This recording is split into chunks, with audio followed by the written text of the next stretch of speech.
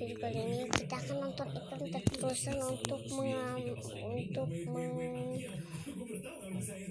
menghitungkan koinku sampai 10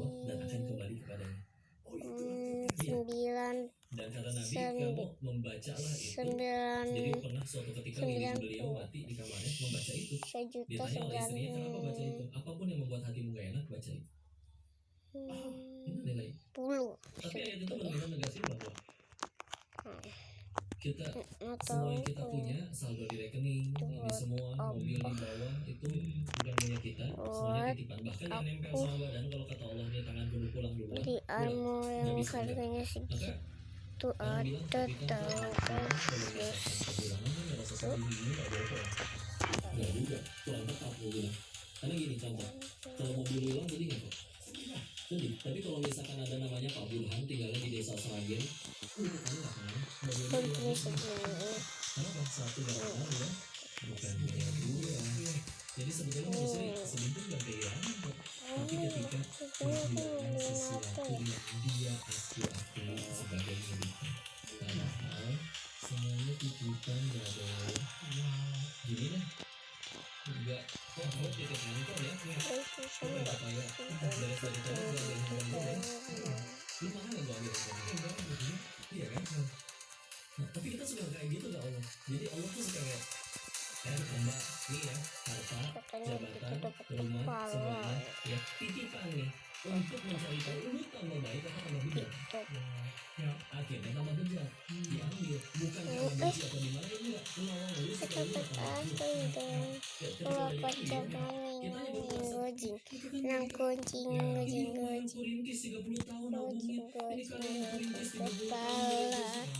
udah tahu kamu bukan punya kita di aku selama menderita bukan gitu cara bahagia.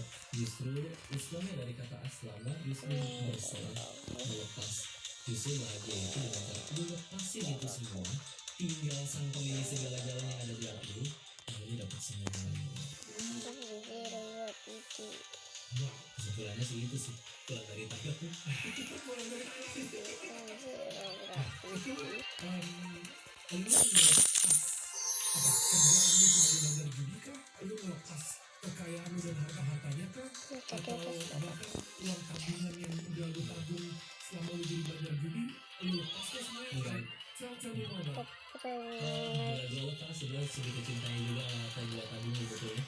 Jadi oke, gue udah sampai di satu titik di mana udah gak usah selamain kayak gini. Karena ngobrol sama teman-teman yang di dunia seperti itu, sesama bandar judi bahkan yang lebih gede dari gua, mereka ngobrolnya jenuh ya bro. Padahal itu mohon maaf di meja di dengan wanita menari di keras di meja dengan minuman keras di meja, tapi ngobrol sama anak cucu buat karpet mungkin kamu dari BPN mereka, tapi nggak pernah ada satupun orang yang telah berhasil jadi soleh dan ketemu dengan Tuhan di hatinya. Terus mereka berkata, sejak kamu kayaknya enak tapi ada terus ya. Nggak ada kan? Iya, benar-benar orang yang stres, orang yang punya jabatan stres, orang yang udah kebilang stres, tapi nggak ada orang yang ketemu Tuhan terus gue stres di hidup dengan kayak gini, kayaknya enak tapi kejar-kejar kayak dulu. Nggak ada kan? Gue stres di hidup dengan iya.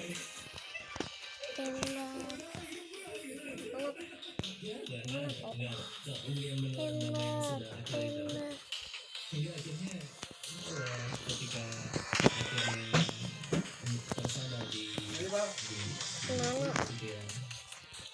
mana karena kalau misalkan ketika udah sampai begitu semua tapi udah sama itu tapi dia takut juga di Indonesia mau kerja tuh kan bisa udah jadi bandar judi bisa yang ada tadi bingung dengan segala ketakutan yang mungkin akhirnya titiknya ketika dengerin ceramahnya dulu dia buat ibu yang datang janin itu yang terkait dua janin gak bisa apa-apa dalam perut ibu aja rezeki tetap datang kita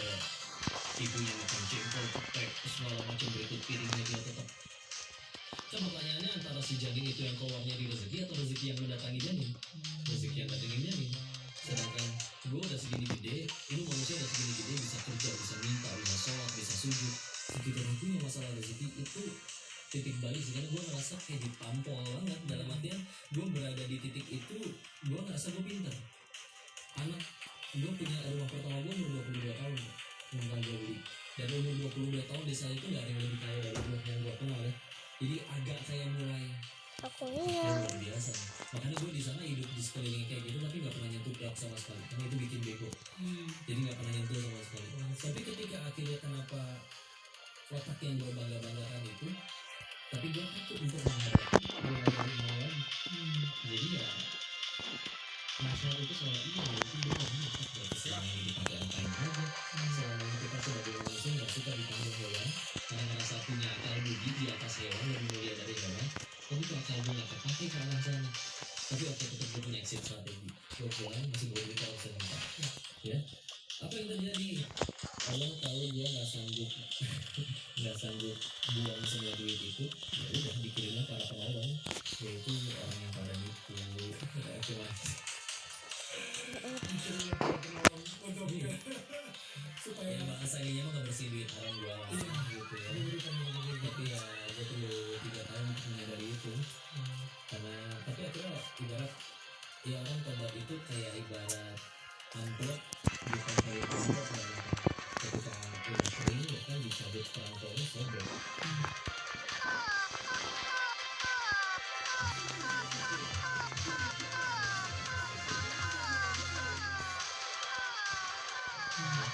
Nah, kalau hati tidak terlalu melekat, terlalu banyak yang melekat di hati, apapun yang terlalu melekat gak jadi masalah. Ini mikrofon bermanfaat. Tapi kalau misalkan membawa manfaat sama kawan gua, cebok susah, makan susah, ya, padahal benarnya bermanfaat, ya. Makanya kalau justru dengan melepasin semua hal itu, banget jadi bisa. 3 tahun gitu ya. 3 tahun lo baru sadar bahwa itu ternyata ada pertolongan dari Tuhan. Gue dengan pandemi ini gue kenal juga beberapa orang yang bisnisnya hancur dan dia kayak berasa mulai dari nol lagi. Harus mulai semua dari nol. Ya ditipu juga, belum lagi yang tiba-tiba aduh bener nih resesi kemarin ada apa sih yang dan Silicon Valley Bank bangkrut dan lain-lain, dan itu temen gue yang stres banget segala kayak gitu karena dia di dunia startup juga.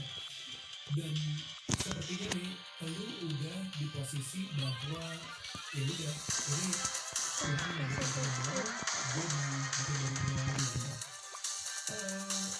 Untuk orang-orang yang sekarang ini lagi ngelewatin lagi ada di posisi lu saat itu di tahun pertama mungkin ketika lo harus mulai gitu kan, lu akan ngomong apa ke mereka untuk Oh ya. ya, kalau misalnya setelah 3 tahun setelah lu dekat sama Tuhan lu balik ke belakang, wah itu penolong tuh buat gue. Cuman sekarang ini buat orang-orang yang lagi ngelewatin masa sulit ini, dia punya istri, dia punya anak, dia nggak tahu harus gimana gitu, gue pengen tahu deh. Makanya itu yang tadi gue bilang kok, kalau kita sama anak kecil, di hati kita udah ada ilah, dalam artian sesuatu yang mendominasi hati kita.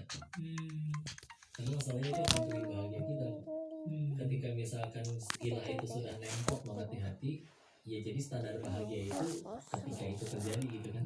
Padahal masalah itu satu tergantung ilah, dua kadang masalah itu bisa diapa-apain. Bye bye. Semudah